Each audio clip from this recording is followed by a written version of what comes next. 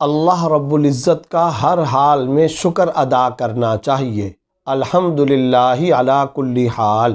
لیکن ہمیں ظاہری اسباب کی اس دنیا کے اندر جو بات نظر آتی ہے وہ یہ کہ 2020 کے سال کو اہل علم و دانش عام الحزن قرار دے رہے ہیں، یعنی دکھ، آلام، پریشانیوں اور غموں کا سال۔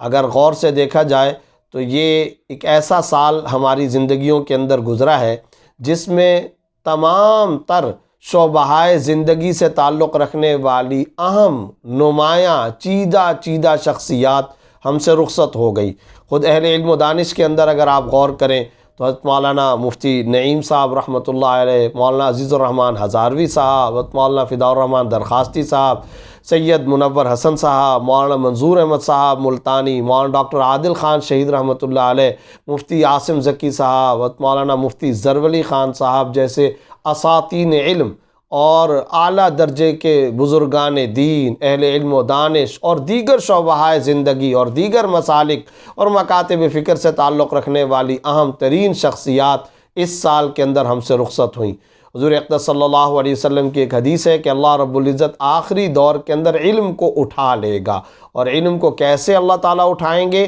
علماء کو موت دے کر اللہ تعالیٰ علم کو اٹھا لے گا، جس کے بعد پھر تاریکی ہوگی، لوگ گمراہ لوگوں کے پاس جائیں گے اور سوال و جواب کریں گے۔ وہ گمراہ لوگ غلط بیانی سے، کم علمی سے، ناواقفیت اور جہالت سے خود بھی گمراہ ہوں گے، دوسروں کو بھی گمراہ کرتے چلے جائیں گے۔ تو اللہ رب العزت کی پناہ طلب کرنی چاہیے، اپنے گزشتہ اعمال کا محاسبہ کرنا چاہیے، تمام تر پچھلی غفلتوں اور کوتاہیوں پر توبہ اور استغفار کا اہتمام کرنا چاہیے،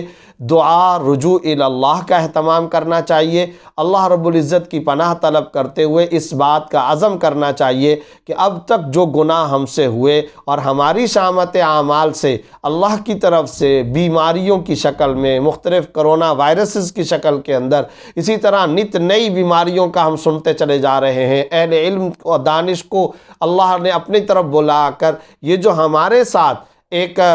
معاملہ چل رہا ہے، ہم اس معاملے کے اندر اور اس تکلیف دہ اور اذیت ناک صورتحال میں اللہ ہی کی طرف رجوع کریں اور اللہ ہی کی پناہ کو طلب کریں، اور 3 کام بطور خاص کرنے چاہیے۔ سورہ نور کی آیت نمبر 19 میں اللہ رب العزت نے فرمایا ان الذین یحبون ان تشیع الفاحشہ، وہ لوگ جو فحاشی اور عریانی کو پھیلاتے ہیں ان کے لیے دردناک عذاب دنیا اور آخرت کے اندر ہے۔ تو یاد رکھیں، نیو ایئر کے موقع پر، سال نو کے موقع پر جشن مناتے ہوئے یہ جو ہم فحاشی کا، عریانی کا، رقص و سرور کا، ڈانس کا اور پتہ نہیں کس کس چیز کا ہم اہتمام کرتے ہیں، یہ سب شرعاً ناجائز اور حرام ہے۔ اللہ کی رحمت کو طلب کرنا چاہیے، شفقت خداوندی کو طلب کرنا چاہیے۔ تو ایک تو فحاشی اور عریانی سے بچاؤ کا اہتمام ہمیں کرنا چاہیے، دعا، توبہ اور استغفار کا اہتمام کرنا چاہیے۔ تیسرے نمبر پر اس موقع پر عزم کرنا چاہیے، مسلمان کے پاس سب سے قیمتی ترین دولت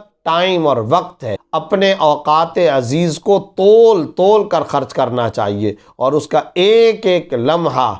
اللہ کی رضامندی کے کاموں میں، عبادت خداوندی میں، حقوق العباد کی ادائیگی میں، مملکت خدا داد پاکستان کی فلاح و بہبود اور ترقی کے اندر ہمیں خرچ کرنا چاہیے، اور اسی کا اس موقع پہ بھرپور عزم کرنا چاہیے۔